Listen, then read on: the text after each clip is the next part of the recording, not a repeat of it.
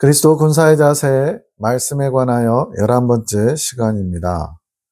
여기서 말씀이란 능력이 들어있다는 의미. 왜 이렇게 표현했냐면 말과 말씀 두 개를 구분하는 거예요.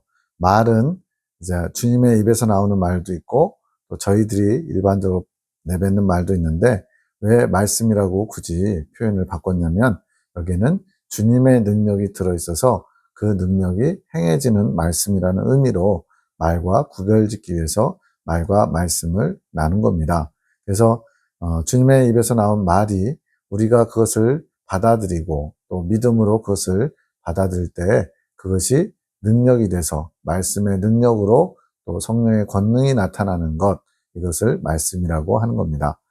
자, 여기서 이제 성경에 관한 주님의 관점을 먼저 좀 보자면 이제 좀 오해를 받았던 부분이 있어요. 예레미야 기도원을 통해서 주님께서 말씀을 주시는데 어떤 분들이 성경보다 핵심 진리가 우위에 있다. 이제 예레미야 기도원의 계시를 가지고 한 건 아니고 어떤 분들이 대화를 하다가 잘못 전달 혹은 잘못 받아들여 가지고 성경을 정리한 성경의 핵심이 성경의 핵심 진리라는 저희 교단 안에 이제 오랫동안 가르치는 말씀이에요. 성경 안에 있는 믿음의 그 과정, 또 믿음의 목표, 또 어떻게 이 믿음의 영적 성장이 이루어지는지를 잘 기록한 책인데 이 핵심 진리보다 이제 이 예레미야 기도 계시가 더 중요하다라고 이렇게 주장하는 이야기까지 돈 적이 있지만 여기서는 이제 그 부분은 아니고 성경보다 성경의 핵심 진리가 위에 있다. 그래서 성경보다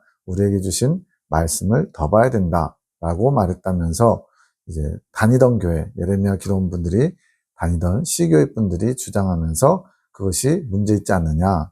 그러니까 이제 원래 이제 문제로 삼은 것은 다른 문제였는데 여기서는 이제 이들이 잘못했다는 걸 주장하기 위해서 어떤 대화 가운데 한 부분을 콕 빼가지고 이제 이렇게 표현하지도 않았어요. 그런데 이제 이것을 마치 성경보다 핵심 진리가 위에 있고 또 성경을 보는 것보다 이 예레미야 기도원을 통해서 주신 계시를 더 봐야 된다. 이런 식으로 주장했다면서 이단시했다는 거죠. 그러면서 이제 주님께서 거의 그것에 대해서 답변을 하신 거예요. 이제 주님께서 해주신 말씀을 이제 그 상대방 문제시한 사람들이 알 수는 없고요. 주님께서 성경에 대한 관점을 알려주신 겁니다.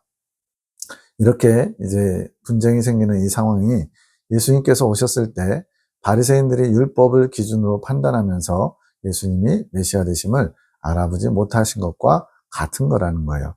분명히 예수님 당시에 대제사장들이나 또 바리새인 서기관들은 메시아 사상이 있었고 그 메시아를 기다리고 있었음에도 진짜 메시아가 오셨는데 그 메시아의 외적인 모습이 본인들이 기대하던 메시아가 아닌 거죠. 그들이 원하는 메시아는 이스라엘 백성들을 압제해서 구원하실 능력의 왕을 기다리고 있는 거예요. 그것이 이제 2000년이 지난 오늘날 예수님께서 재림하셔서 심판주로 오셔서 온 세상의 죄악 세상을 심판하시고 통치하시는 왕의 모습이겠죠.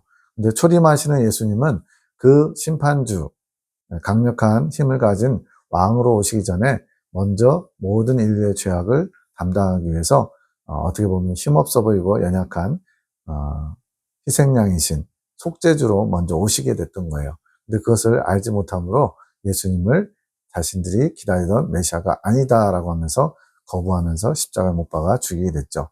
그것과 같이 오늘날 주님께서 예레미야 기도를 통해서 살아있는 말씀, 그것을 이제 들리는 말씀이죠. 이것을 주고 있는데 이것을 받지 못함으로 잘못됐다, 이단시 하는 그런 상황이 된 겁니다. 이것이 우리에게 영광이라며 하늘 군대와 사랑의 사도들에게 영광이라며 자부심을 가지라고 하심, 그러나 겸손하라고 하심. 네. 주님을 못 알아본 것처럼 내가 너희들을 통해서 나의 말을 지금 전달하고 있는데 그것을 받아들이지 못한 것은 곧 나를 받아들이지 못한 것과 같은 것이다. 그래서 그것으로 인해서 너희가 핍박받거나 오해받을 때 그것은 너희에게 영광이 될 것이다. 그렇지만 또 그렇다고 너희가 특별한 존재라고 어깨에다 힘주지 말고 겸손하라고 말씀하시는 거죠. 그러면서 성경은 주님을 배우고 주님을 만나기 위해 주신 것이다. 맞죠? 성경은 그 안에 주님의 뜻이 담겨 있고 주님이 하신 일들이 담겨 있고 또 주님께서 무엇을 원하시는지, 앞으로 어떻게 될지 그런 것들을 전부 다 기록하고 있는 거죠. 그러니까 결국은 성경은 주님을 가리키고 있는 거예요. 주님의 뜻, 주님의 마음, 주님의 방법, 주님이 원하시는 것, 주님과 우리의 관계, 이런 것들이 다 성경에 담겨 있는 거죠. 근데 오늘날 이제 성경의 무호성이나 이런 것을 강조하면서, 물론 그런 이단들의 도전이 워낙 많았기 때문에 그런 성경을 좀 절대적으로 할 필요는 있어요. 그렇지만 성경이 또 어느새 그런 어떤 주님을 만나는 통로, 도구가 아니라 성경 자체가 목적인 것처럼 맹목적으로 성경을 굉장히 어떤 범접할 수 없는 어떤 그런, 거의 주님과 동일하게, 그래서 말씀이 주님이신 건 맞죠. 근데 제가 지금 말씀드린 것은 그 말씀이신 주님을 가리키는 말씀이 아니라 우리가 말하는 성경 속에 기록된 문자로 된, 그것을 말하는 거예요. 그래서 주님이 말씀이 되신 건 맞지만 문자 그 자체에 매여가지고 토시 하나도 바꾸면 안 되는 것처럼 이렇게 해가지고 또 많은 또 문제들이 발생했거든요. 자, 그래서 이 성경을 통해서 우리는 주님을 만나게 됩니다. 가나안 땅 정탐이라고 영적 성장 과정 중에 두 번째 연단을 마치고 나서 가나안 땅 정탐을 통해서 생명의 맛을 잠깐 보게 돼요. 그렇게 만난 주님을 이제 더 잘 따라가야 하는 것이 성경이 원하는, 주님이 성경을 주신 목적, 즉 생명의 합일, 예수님과 하나됨, 천국에 가는 비결에 대해서 가르쳐주고 있어요. 이것이 이제 믿음의 여정으로서 두 번째 연단 통과 이후에 가나안 정탐부터 이제 가나안 땅에 들어가는 그 과정을 주님께서 성경을 통해서 알려주고 계신 겁니다. 그래서 성경에서 또 하나의 핵심은 믿음을 얻는 것이다. 성경에는 많은 것들이 담겨 있지만 그 중에 핵심이 몇 가지가 있는데, 그 중에 하나가 바로 믿음을 취하는 거예요. 얻은 믿음, 이것이 이제 작은 믿음인데, 이 작은 믿음으로 시작해서 큰 믿음을 갖기까지, 결론적으로 말씀드리자면 큰 믿음이 바로 이긴 자의 믿음이고 이근 열매의 믿음이에요. 이 큰 믿음을 갖기까지 이 작은 믿음을 받아서 계속 여정을 해나가는 겁니다. 이 앞에서 말씀드린 이 가나안 땅 정탐을 통해서 작은 믿음을 받게 되고 나중에 이긴 자가 되면서 큰 믿음을 받게 되는 거죠. 그래서 이 믿음의 여정을 한마디로 표현하면 믿음으로 믿음을 취하기 위한 여정. 로마서 1장 17절에 그게 나와 있죠. 복음에는 하나님의 의가 나타나서 믿음으로 믿음에 이르게 한다. 바로 이것을 성경의 핵심이라고 말할 수 있는 거예요. 그래서 예레미야 기도를 통해서 주신 말씀, 메시지의 핵심은 믿음의 사람이 어떻게 완성되어 가는가를 보여주고 있는 겁니다. 자, 출애굽하면서 주님을 알게 되는 건 맞아요.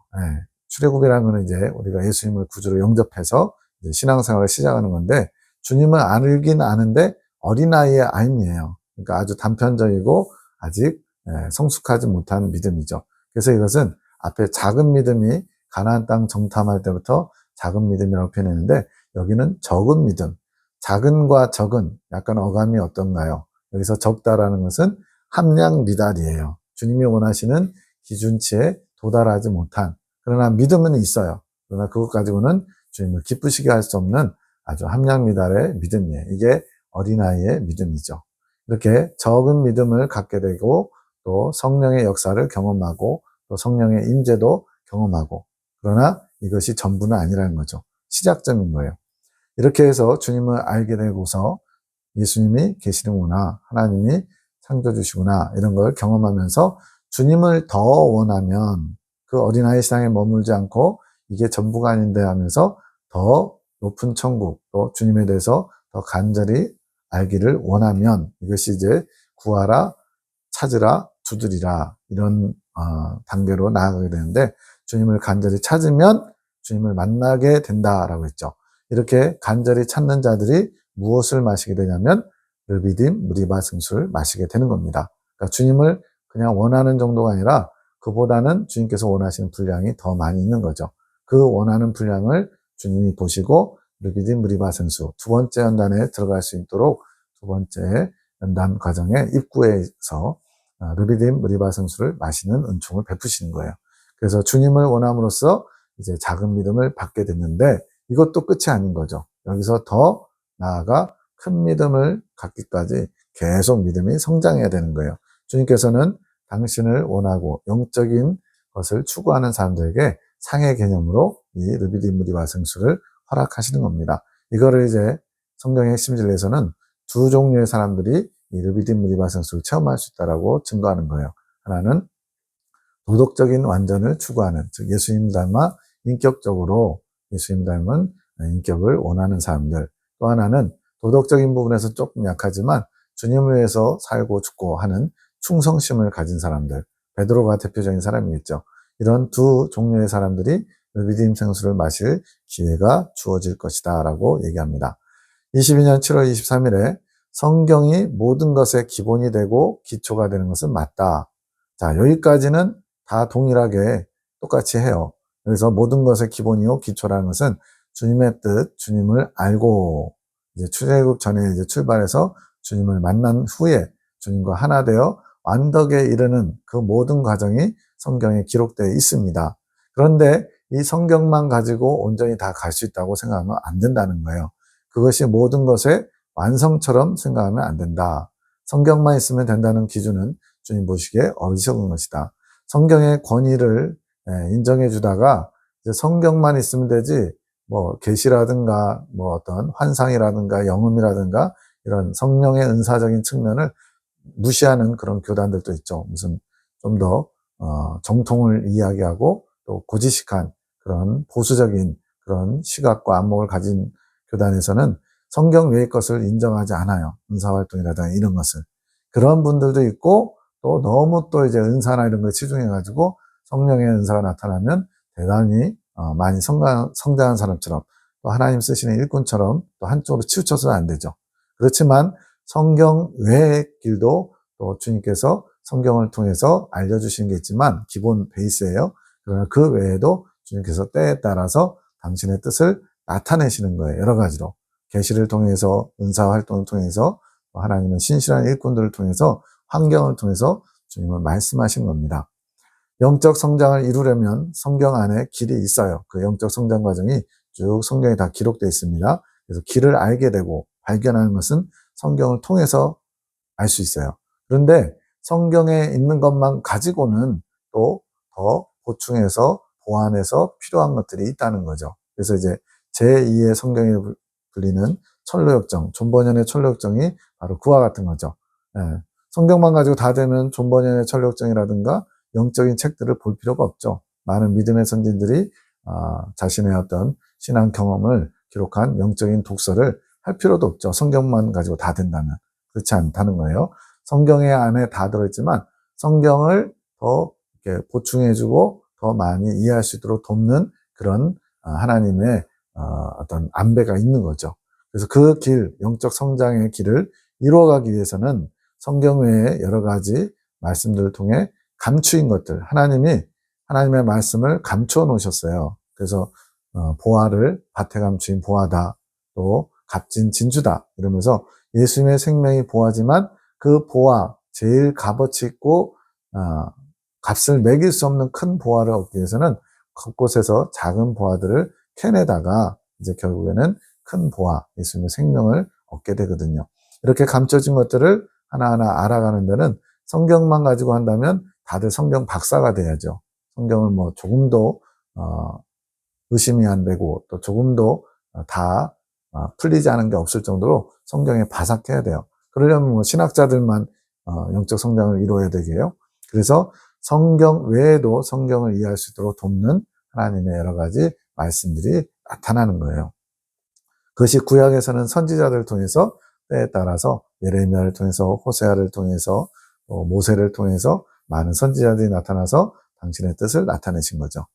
겸손하지 않으면 그 감추인 것들, 하나님이 감춰 놓으시는 이유는 뭐냐? 겸손한 자들만이 찾을 수 있도록 그렇게 하셨다는 거예요. 그래서 겸손한 자들이 그 감추인 것을 열 수 있고 찾을 수 있습니다. 봉해 놓았기 때문에 열 수 없다고 표현하신 것이고, 이 또한 주님의 허락이 아니면 아무도 열 수 없음. 그래서 계시록에서 뭐라고 하냐면 열면 닫을 사람이 없고 닫으면 열 사람이 없는 주님께서 말씀하신다고 돼 있는 거예요. 그러니까 그것을 이제 다윗의 열쇠라고 표현하셨는데 이처럼 주님께서 허락하셔야만 하나님이 감춰놓으신 것들을 볼 수 있는 눈을 열어주시게 된다는 거죠. 22년 4월 27일에 수요예배 시간이었는데 이제 그 말씀을 전하던 전사님이 말씀을 많이 봐야 되는데, 물론 맞죠. 말씀 많이 보면 좋죠. 근데 문제는 주님의 관점에서 말씀을 액세서리처럼 달고 다니는 자들이 많다. 왜 그러냐면 말씀을 많이 보는 것, 또 말씀을 중요한 구절들을 외우는 것, 좋은 겁니다. 근데 그것으로 나름대로 이제 뿌듯한 거예요. 나는 말씀을 많이 알아. 나는 말씀을 많이 몇 독을 했어. 나는 40일 금식을 했어. 이런 것들을 어떤 자신의 소유처럼 자신의 자랑거리로 삼는 거, 요걸 말씀하시는 거예요. 본인 스스로 그리스도인의 자격 중 하나가, 그리스도인이라면 마땅히 말씀, 중요한 구절들은 외워야 된다. 네.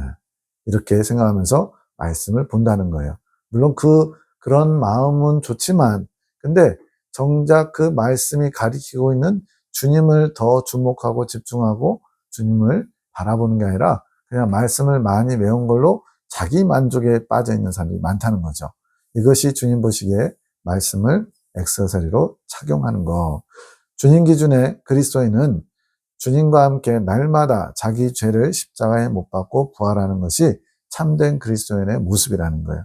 왜냐하면 이렇게 날마다 자기 죄를 십자가에 못 박고 부활하는 것이 주님과 동행하는 삶이고 결국엔 천국 백성으로서 거룩해지는 삶이거든요.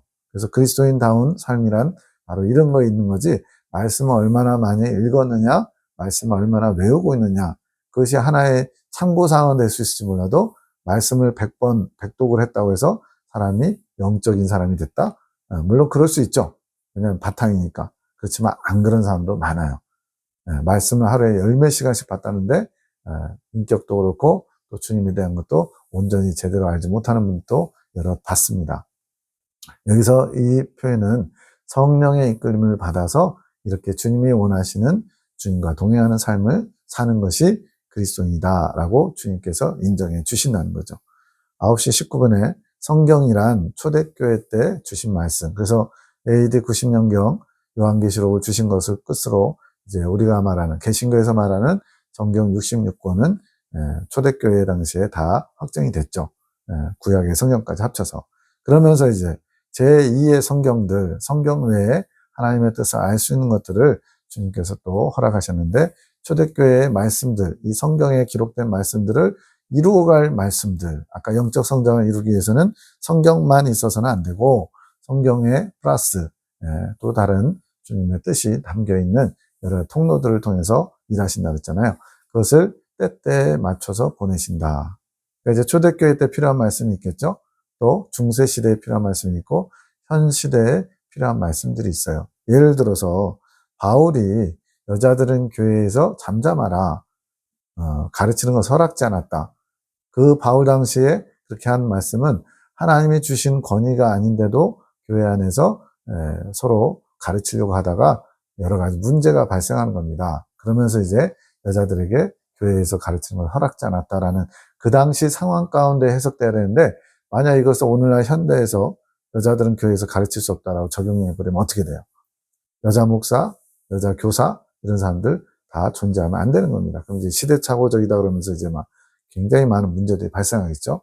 이것처럼 때때에 그 당시에 맞는 말씀이 오늘날도 적용되기도 하지만 때로는 새로운 해석들도 필요한 거예요. 그 해석을 위해서 오늘날 주님의 말씀을 전할 자들, 또 주님의 말씀을 대언하는 사람들, 또 선지자들도 필요한 겁니다. 그래서 제2의 성경은 성경을 이룰 말씀들, 이건 뭐냐면 성경에 기록된 주님의 뜻을 이루는데 보탬이 되는, 이루는데 필요한 것들을 공급받는 말씀들인 거예요. 성경을 맞잡고 갈 말씀들.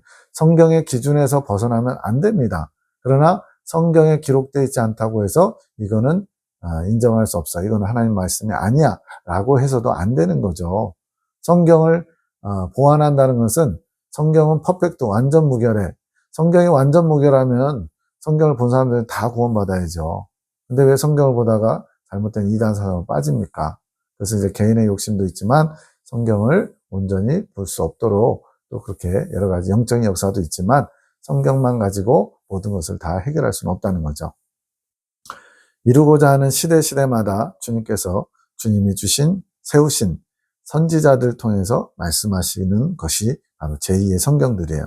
선지자 사역이란 주님의 말씀을 받는 도구로서의 사역. 그래서 예레미야, 이사야, 엘리야, 다니엘 이런 모든 분들이 주님의 말씀을 받아서 글로 기록한 것이 성경이잖아요. 우리 이제 워낙 이단 사상들도 많고 또 개인적으로 하나님 말씀 받았다 그러면서 엉뚱한 해석을 하거나 적용하느라고 문제들이 많이 생기니까 성경 외의 것들을 참고사항 정도로만 하는 경우가 많습니다. 그렇지만 주님께로부터 받은 것이 맞다면 분명히 그것 자체만으로도 어떤 의미가 있어요. 그것을 이제 이 다음 네 번째 정도에서 아주 중요한 표현이 나와요. 하나님의 계시를 어떻게 봐야 되는지 거기서 더 자세히 다루겠습니다. 오늘날까지도 선지자들은 존재하는 겁니다. 구약처럼 뭐 이렇게 선지자라고 부르지는 않지만 이단 교주들이 이제 선지자라고 많이 이렇게 하는 바람에 이제는 선지자라는 용어도 함부로 쓰면 안 될 것처럼 돼버렸어요.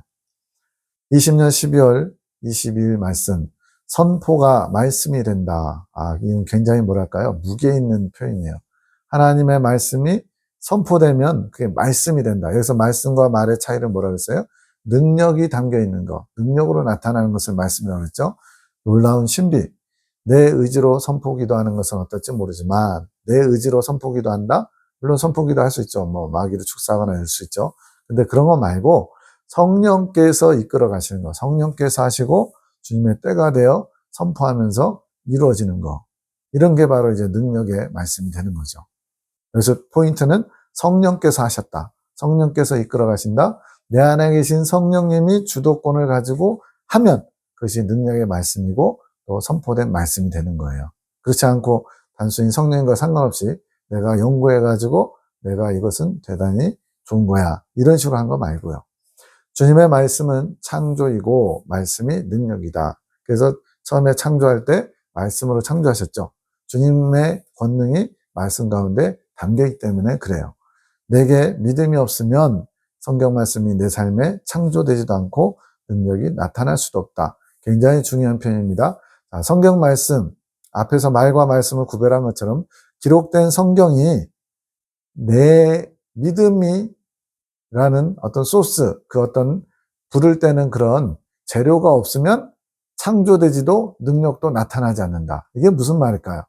우리가 성경을 볼 때 하나님 말씀이라고 하지만 그 말씀과 내 믿음이 작용을 일으켜야 내 삶에 창조와 주님의 능력이 나타나요. 그래서 능력은 영혼을 변화시키는 능력, 하나님의 뜻이 이 땅에 이루어지는 능력이에요. 그런데 그냥 성경을 많이 안다고, 외운다고 그것이 능력이 되는 것이 아니라 믿음이 있어야 된다는 거예요. 이걸 오늘날 우리가 많이 놓치는 거예요. 주님의 말씀 자체에 능력이 있지만 그 능력이 표현되려면, 표출되려면, 나타나려면 그것을 받는 내게 믿음이 있어야 된다는 거예요. 그래서 예수님도 제자들을 그 훈련을 한 겁니다. 주님께서 말씀하신 거 다 이루어지잖아요. 베드로가 무리를 걸을 때도 베드로가 소원했어요. 저도 당신처럼 무리를 걷게 하소서. 그랬더니 그래라 그랬어요. 주님께서 허락하셨어요. 말씀이 능력이 돼서 베드로도 걷게 됐어요. 근데 문제는 잘 가다가 갑자기 이제 아래를 내려다보면서 풍랑을 보게 된 거죠. 그랬더니 그 순간에 푹 빠져버리죠. 그건 뭐예요? 주님의 허락하심, 오라는 그 말씀은 여전히 능력의 말씀이었지만 베드로의 믿음이 그것을 뒷받침 못하니까 빠져들게 된 거죠. 이걸 이해하면 잘 이해가 될 겁니다. 21년 4월 18일 내가 너에게 주는 것은 젖과 꿀이 흐르는 가나안 땅에서 직접 흘러가는 젖과 꿀이니라.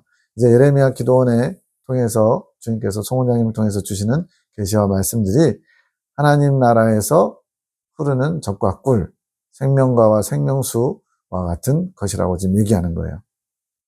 이거 이렇게 들으면 굉장히 뭐랄까요? 자기네들이 뭐 특별한 줄 아네라고 오해할 수 있습니다.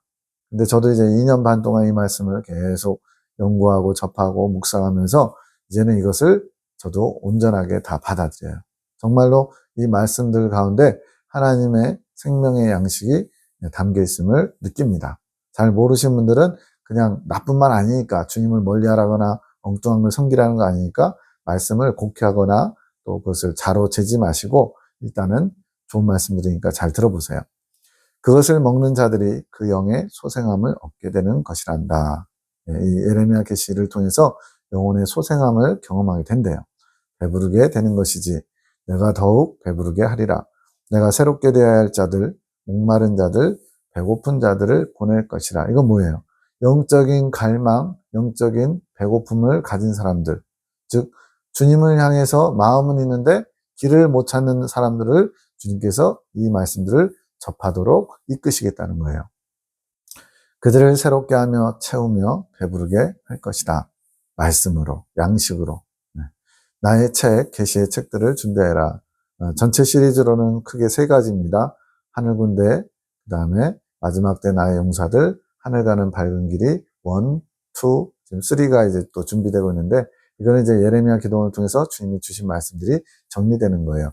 그 안에 있는 것들 중에 이제 일부씩 다 차출해가지고 주제별로 지금 이 나누고 있는 말씀은 그리스도 군사의 자세, 그 중에 말과 말씀에 대해서 지금 이렇게 선별해가지고 정리한 겁니다. 힘을 내어라, 시간을 쏟아라. 이제 시간이 얼마 없단다. 주님은 여러 차례 말씀하세요. 내가 곧 갈 테니까 준비해야 되는데 그 준비할 시간, 즉 종말의 때, 대환란, 그리고 예수님의 휴거 사건, 이 땅에 이제 당신의 어린 양의 신부들을 데리러 오는 이 공중강림 사건이 몇 년 안 남았다고 지금 계속 말씀하시는데 언젠지는 알 수 없습니다. 그러나 지금 되어지는 상황 속에서 러시아의 푸틴이 나타난 거, 또 트럼프가 재선한 거, 또 지금 이스라엘 땅에 전쟁이 있는 거, 이런 거 봤을 때 대환란을 몇 년 앞두고 있다 정도로 생각하셔도 크게 무방할 것 같아요. 그 책이 활용되어야 된다. 두루 전해져야 한다. 그러니 속히 준비하여라. 여기 있는 말씀들이 한 사람의 영적인 그런 것을 통해서 하나님이 엄청나게 부어주신 양식이면서 그냥 저절로 만들어진 것이 아니고 정말로 해산하는 고통, 말씀을 낳는 수고를 통해서 이 말씀들이 정리된 거예요. 21년 5월 10일 10번 읽어라. 이건 뭐냐면 그동안 주신 메시지, 이게 지금 여기 지금 나와 있는 이런 계시의 말씀들이거든요.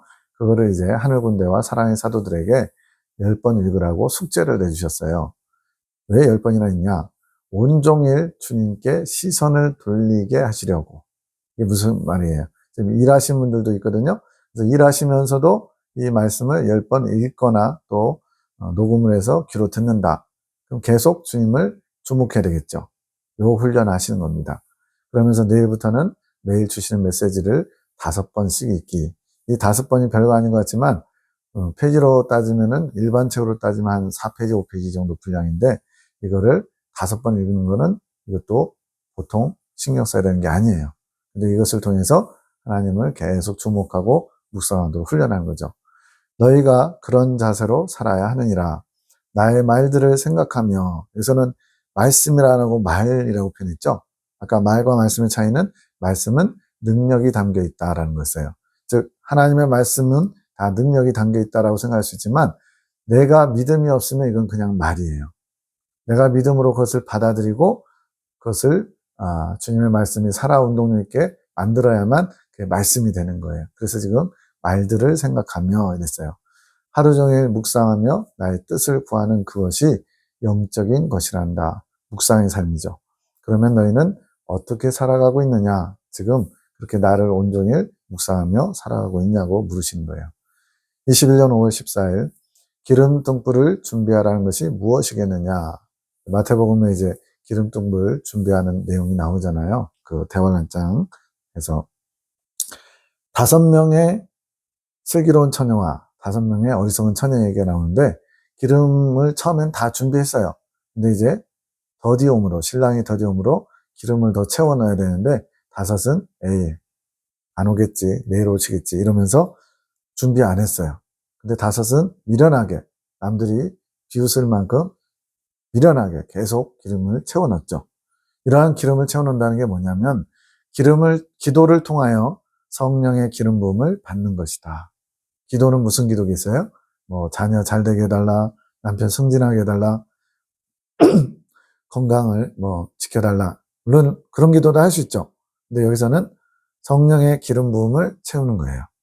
그 기름이 채워지고 또 채워지고 해야 된다. 너희가 밥을 먹듯 성령을 구할 때마다 채워지고 또 채워가는 것이란다. 자, 우리가 육신을 유지하기 위해서는 밥을 먹어야 되죠. 그러면 영혼도 양식을 먹어야 돼요.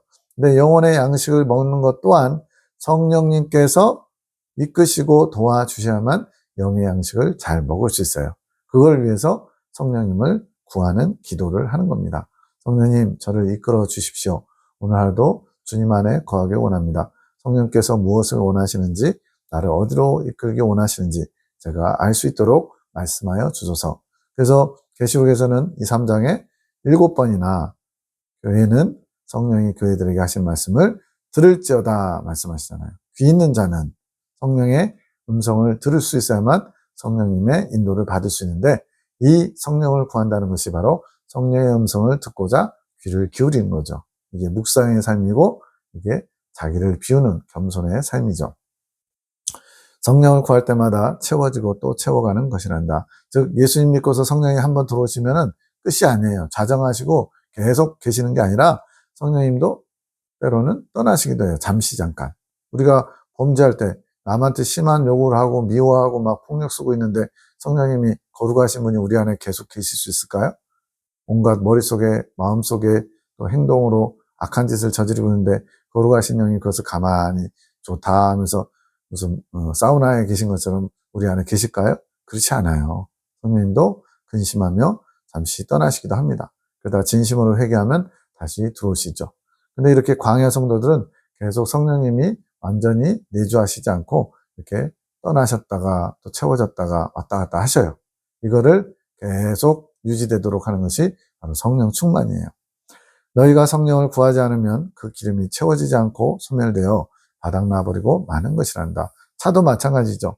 기름을 넣어야 되는데 주유소가 안 보인다고 갔다 오면서 좀 더 타다가 넣어야지 하다가 기름이 앵꼬 나는 수도 있잖아요. 그런 것처럼 성령의 기름도 계속 우리가 구하면서 채워야 됩니다. 성령을 받는다는 것은 성령의 기름이 채워지는 것이다. 날마다 채워야 한다. 날마다가 중요합니다. 날마다. 매일같이. 마치 만나, 하늘에서 내리는 만나를 날마다 거두온 것처럼. 말씀, 양식도 거둬야 되고요. 성령님을 구하는 기도도 계속 해야 되는 거죠. 너희 안에 가득가득 채워 흘러넘치도록 채워야 된다. 성령 충만이 뭐예요? 충만은 가득 찼다는 얘기잖아요. 그게 차면 넘치겠죠. 그게 성령이 충만해서 넘치면 다른 사람들에게까지 선한 영향을 끼치겠죠. 그것이 너희 영혼을 소생할 수 있도록 돕는다. 성령의 기름을 채우며 말씀인 나를 만나야 하는 것이다. 지금 두 가지가 다 필요하다는 거예요. 성령의 기름을 채우는 것도 말씀이신 예수님을 만나는 것도 같지만 약간은 다른 것이다. 성령님과 예수님은 다 하나님이다 하면은 같은 것처럼 보이지만 약간의 차이점이 있어요. 말씀인 나를 살아 역사하게 만드는 분이 성령이시다. 즉 성령의 조명하심 없이는 말씀이 살아 역사할 수 없어요. 아까 말씀을 능력이 담겨있기 때문에 말씀이라고 했죠. 즉 말이 말씀되게 하는 것, 이것은 성령께서 역사하셔서 조명하셔서 말씀되게끔 하는 거예요. 우리는 함께 작용한다. 그래서 너희가 말씀인 내가 너희 안에 거해야 되며 기도를 통하여 성령께서 말씀이 운행될 수 있도록 해야 하는 것이다. 그래서 성령의 조명하심, 성령의 운동력이 얼마나 중요한지 알 수가 있습니다. 그래서 너희를 운행해 가실 성령의 충만함을 얻기 위해 기도하게 되는 것이다. 기도하게 하는 것이다. 네.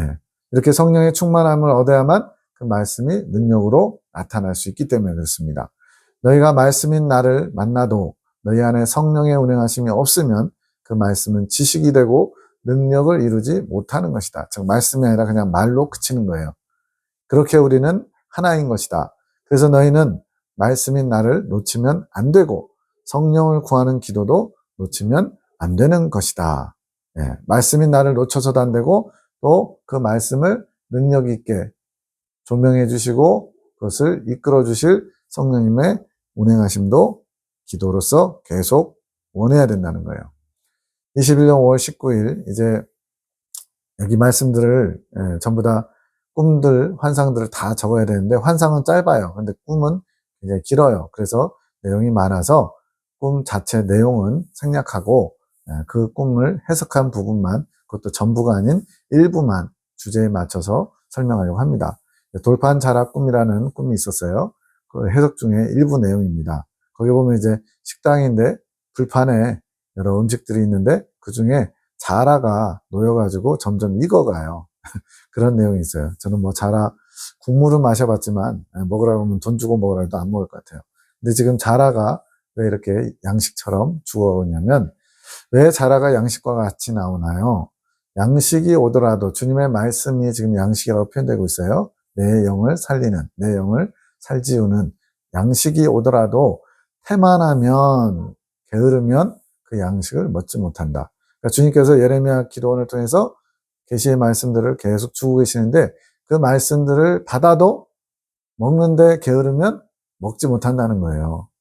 태만은 금방 사라지지 않는다. 저도 이제 제 7종 죄성 중에 가장 제일 힘든 죄가 두 가지였어요. 바로 음란성과 태만성. 음란성은 주님의 은혜로 통제 아래 있는 것처럼 거의 음란성 그 자체 죄성은 있지만 발동이 거의 안 되는 그런 상태고요. 이 태만성은 여전히 좀 이렇게 뭐랄까요, 주님을 향해 24시간 온전히 주님을 주목하지는 못해요. 그래서 태만성은 아직도 남아있는데, 이 자라를 보여주신 목적은 뭐냐? 이 태만성과 연관시키기 위해서 그래요. 지글지글 타면서 끝까지 남아있노라. 성경의 핵심 진리에서 7종 죄성 다룰 때 자라를 이제 태만성, 이제 사실은 이제 외부의 어떤 자극에 의해서 자라가 목을 쏙 집어넣는, 그리고 가만히 그 껍질 속에 들어가 있는 것을 태만성의 상징으로 푸는 건데, 실제로 그것이 태만한 건 아니잖아요. 생존 본능이지. 그렇지만 그렇게 고개를 집어넣고서 그냥 이렇게 가만히 죽은 척 있는 것, 이것을 태만성으로 설명을 합니다. 지글지글 이제 불판에서 타는데 끝까지 죽어가는 거예요. 근데 그것이 아직도 완전히 죽어서 없어지지 않은 거죠. 양식을 받더라도 태만한 자는 유익이 없다. 양식이 귀한 줄 모르고 어제도 있었던 양식 오늘도 있을 것이고, 오늘 못 먹으면 내일 먹지 뭐 이러면서 미루는 거죠. 그런 자에게는 유익이 없대요. 양식이 사라진대요. 왜 그럴까요? 만나가 그것을 보여줍니다. 어제 먹어야 될 만나는 어제 거둬야 되는 거예요. 오늘 먹을 만나는 오늘 거둬야 돼요. 근데 미리 한꺼번에 이틀치 3일치 거둬놓자 썩어버리고 벌레 생기고 못 먹게 된다는 거예요. 이것처럼 매일매일 주님이 주시는 양식을 기대하면서 먹기를 소원해야만, 그런 태만함이 없어야만 양식이 유익하다는 거죠. 태만만이 그의 양식으로 남을 것이다. 이제 태만을 먹는다는 얘기가 아니고, 그의 양식은 더 이상 먹을 게 없어서 오히려 태만성이 더 발달하게 되는, 오히려 죄성이 더 발달하게 된다는 거죠. 너는 태만을 경계하거라. 그래서 이 태만은 이렇게 잘 안 움직이고 느릿느릿 움직이고 늦게 일어나고 이런 것도 태만이지만, 여기서 이 태만은 하나님이 주신 기회, 찬스를 잘 활용하지 못하는 것도 태만인 거예요. 주님을 향한 열심이 부족한 것도 태만인 거예요. 내 양식을 많이 받는 자들은 그것이 넘치는 것이라 느끼고, 저도 여기 예레미야 기독 계시의 책자 내용이 지금 꽉꽉 채워서, A4 꽉꽉 채워서 2000페이지 정도 돼요. 그러다 보니까 양이 워낙 많다 보니까 한 번에 읽는데도 정말 정독을 하려고 그러면은 열흘 이상은 읽어야 될 것 같아요. 그러다 보니까 그냥 뭐 나중에 미룰 수도 있죠. 근데 그렇게 넘치는 것이라 느끼고 태만하게 주님의 양식을 받고자 하는 마음이 게을러질 수 있다는 거예요. 쉽게 설명해 주면, 주님의 말씀이 날마다 내리는 만나처럼 오늘도 있고 내일도 있고 해서 그 가치를 모르고 그냥 주어지는 대로 받아먹다 보면 태만해지는 것이라. 어떤 자세를 원하시는 것 같아요? 날마다 귀히 여기고 그 말씀이 오늘 안 먹으면 내일은 사라질 것처럼, 그렇게 그 순간순간을 양식 먹는 일에 열심을 내라는 거예요. 곱씹고 묵상하고 그 말씀이 참 양식이 되게. 앞서 말과 말씀의 차이가 능력이 되나 안 되나의 차이라고 그랬죠. 말이 말씀으로 바뀌어지는 거에 바로 이 묵상이에요. 곱씹고 묵상함으로써 그 말, 능력이 없던 말이 능력 있는 말씀으로, 성령의 조명하심으로 내 삶을 바꾸는 능력의 말씀이 되는 게 바로 이 묵상이라는 걸 통해서 가능하다 되는 거예요. 그것을 여기서는 참 양식이 되게끔 내 안에 소화되도록 하는 것이 큰 유익이다. 아무리 많은 상을 먹을 것을 차려놨어도 먹지 않으면 소용없는 것처럼, 또한 입속에 넣어서 소화시키지 않고 소화 기능이 약해가지고 먹는 대로 쭉쭉 다 배설해버리면 양식이 될 수 없잖아요. 그거랑 똑같은 거예요. 곱씹고 묵상하고, 그러니까 한 번 봤다고 해서 끝나버리면 그 말씀 안에 담겨있는 깊이를 알 수 없다는 거죠. 송 원장님이 잘하고 있고 또 임종사님도 아주 칭찬받을 만하다. 예레미야 기도원의 대표격인 두 분이에요. 임종사님의 백과사전 같은 지식이 그냥 된 것이 아니라, 백과사전 같은 지식이라는 건 세상 지식이 많다는 게 아니고 주님을 보는 관점이 넓다는 거죠. 그는 그것에 대한 영적 유익이 크니라. 그래서 지금은 이 말씀들을 해석하고 대변하는 그런 위치에 주님이 사용하고 계신 거예요. 곱씹고 곱씹고 곱씹고 3번이나 나왔어요. 아주 소화가 되도록 되새김질 하듯이. 그래서 성경에 보면은 되새김질 하는 것들은 주님께서 유익한 먹을거리로 주셨어요. 소나무 이런 것들. 근데 돼지는 곱씹지 못하죠. 되새김질을 못해요. 그래서 부정한 짐승이에요. 이것이 말씀과 서로 연결되어 있다는 거죠. 그렇게 해서 되새김질 하듯이 말씀을 생각하며 먹어라. 그것이 좋은 사상으로 가는 것이라. 그래서 돼지가 있는 집에는 불이 들어오지 않는 것이다. 지금 꿈의 내용이에요. 꿈의 내용에 돼지가 있는데 거기는 불이 안 들어오는 거예요. 꿈의 내용이. 그래서 이것은 뭐냐? 곱씹는 것이 없으면 사상을 밝히는 밝은 불이 들어오지 않는 것. 그래서 이건 뭘 의미일까요? 성령께서 조명하시는데 성령께서 아무리 조명하시려고 해도 내가 말씀을 묵상하지 않으면 밝은 빛으로 조명할 수가 없다는 거예요. 그게 바로 되새김질 못하는 돼지와 같은 것이고, 그래서 거기는 불이 들어오지 않으니까 쓸모가 없는 거예요. 말씀이 양식이 되지 못하는 거예요. 너희가 하루 종일 나의 말씀을 곱씹고 생각하면 그것이 성령 충만에 이르는데 어찌 유익이 되지 않겠느냐. 그렇겠죠. 날마다 말씀 묵상하면서 주님께서 나를 향하신 뜻, 마음, 이것을 알고자 하면 성령 충만함에 당연히 이르겠죠. 늘 주님을 찾는데, 주님의 말씀이 어떤가 묵상하는데, 베레아 사람들은 신사적이어서 데살로니 사람들보다 더 말씀이 그러한가 묵상하잖아요. 지각이 열린 만큼 깨달아지는 것만큼 충만, 성령 충만도 같이 오는 것이니라. 말씀도 충만하겠죠. 나는 생각의 충만, 감성의 충만 모두를 원하노라. 나의 생각 속에도 말씀이 살아운동력 있게, 나의 감성, 감정적인 모든 것에서, 이건 마음의 기관들인데 이 내 마음 안에 주님의 것이 충만한 거예요. 언제나 어디서나. 그래서 어떤 기회가 주어지거나 상황이 되면 그 말씀이 살아운동력 있게 역사할 수 있도록 그걸 주님이 원하시는 거예요.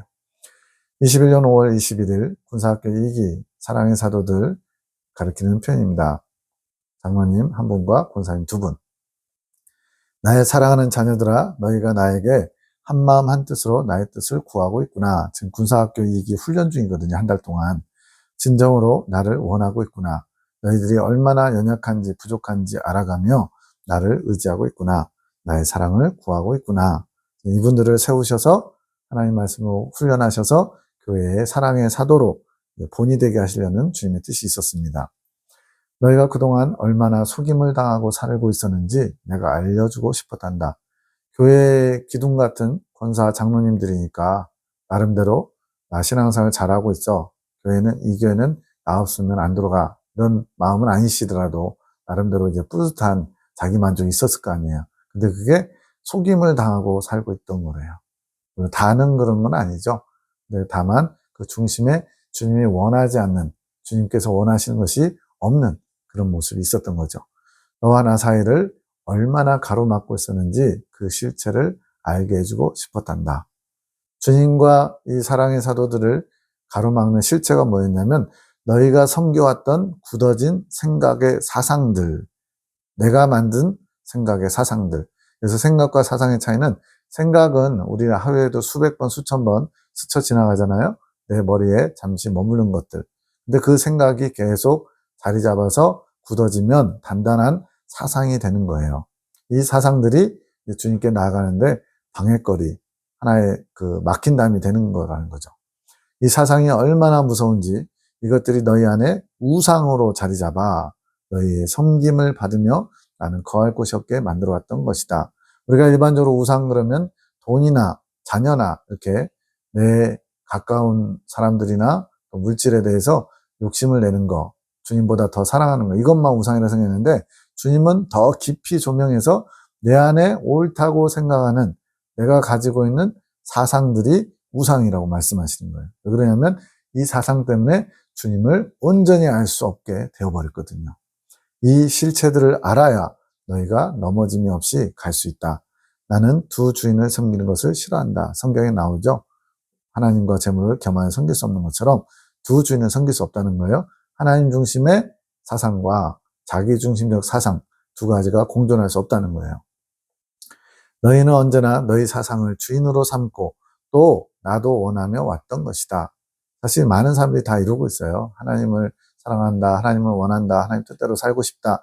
이런 영적인 고백도 하면서 자기 만족을 위해서 자기의 사상과 자기의 고집, 자기의 생각들을 주장하면서 그렇게 모든 일들을 주님의 일까지도 하고 있는 사람들이 99%라고 생각하시면 틀리지 않습니다. 다 대부분 다 그렇게 살아요. 표면적으로야 다 주님을 위해서 주님의 것만 위하여 산다고 하지만 대부분 원래는 자기 자신을 위해서 사는 게 많죠. 그래서 내가 무엇보다도 친구 간의 애정이 강한 것을 싫어한다. 이제 네 가지 애정이 있거든요. 사정, 오욕, 우리의 정욕에 혈육 간의 애정, 남녀 간의 애정, 친구 간의 애정, 사물에 대한 애정. 그 중에 주님이 가장 싫어하는 것이 친구 간의 애정이래요. 왜 그럴까요? 그것은 뭐냐? 사상을 주고받아서 더 큰 사상을 만들어내기 때문. 주님 중심의 사상, 즉 신실하신 두 분이서 영적인 교제를 주님 중심으로 하면은 좋죠. 왜? 영적인 것이 더 풍성해지니까.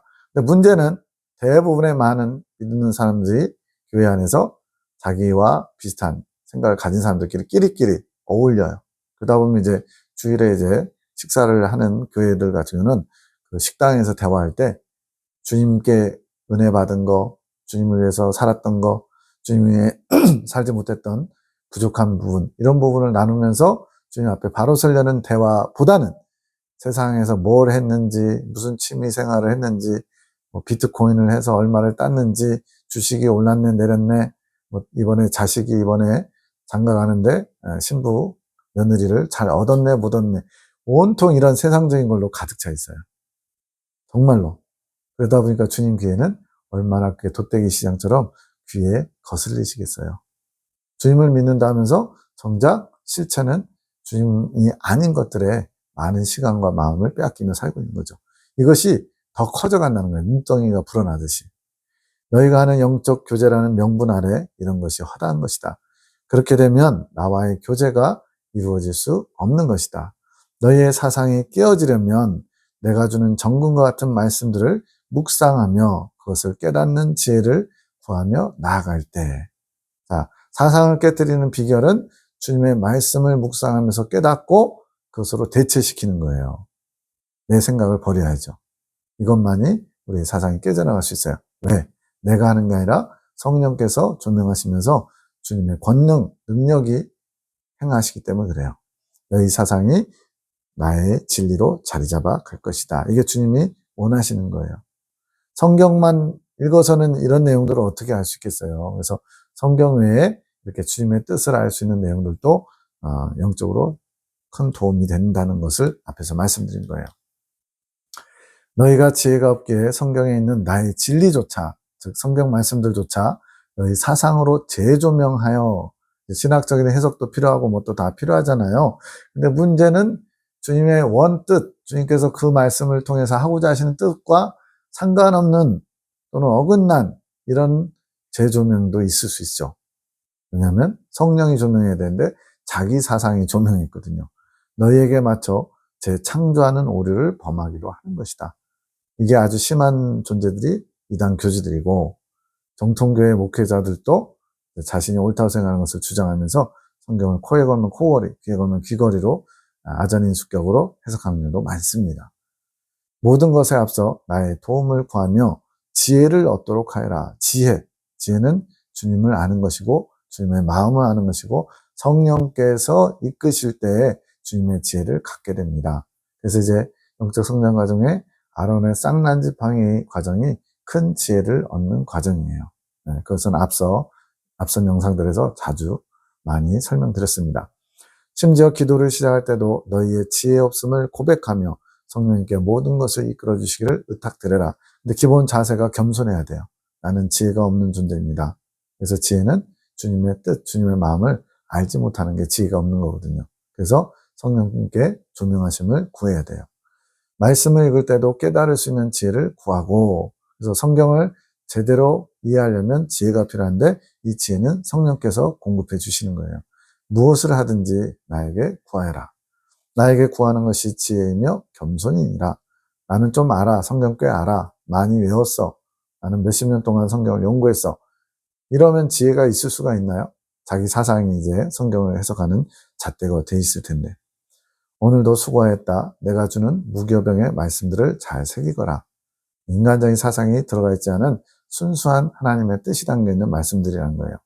지혜를 구하며 읽고 또 읽고 너희 양식이 될 수 있도록 각자가 유리해야 할 것이다. 자, 여기서 읽고 또 읽고 곱씹고 여기까지 했어요. 근데 각자가 요리한다는 건 뭐냐? 묵상한 뒤에 깨닫는 거예요. 깨달아야만 요리가 되죠. 이제 요리를 먹어야죠. 먹으면 내 것이 되는 거예요. 소화시키고 이제 배설, 해갈까지 하면 이제 그 말씀을 살아내는 겁니다. 이거는 앞에 영상들을 자세히 보시면 다 나와 있어요.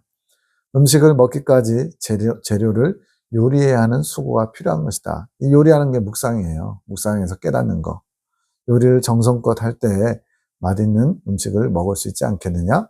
일하지 않는데 너희가 먹을 것을 얻을 수 없지 않겠느냐? 그러니까 묵상에서 깨닫는 것, 성령의 조명하심으로 깨닫는 것은 우리가 노력해서 수고해야 될 부분이에요. 능력으로 나타나고 열매 맺는 것은 주님께서 도와주셔야 되고, 그 전에 우리가 할 일은 말씀을 곱씹고 곱씹으면서 묵상하며 깨닫는 거죠. 너희가 수고한 대로 먹게 될 것이니라. 나는 너희가 내가 주는 양식으로 배부르기 원하노라. 그것이 너희 영을 살찌우게 할 것이라. 살찌우거라. 영이 살찌운다. 영이 튼튼해지고 성장한다는 얘기죠. 그래야 건강하게 나의 일들을 할 수 있습니다. 너희의 수고를 아끼지 말아라. 양식 먹는 것에 수고하라는 말이니라. 말씀을 열심히 먹으라는 거예요. 그래서 제가 작년에는 참 오랫동안, 또 올해 초도 오랫동안 말씀을 듣고 또 듣고 묵상하고 많이 했어요.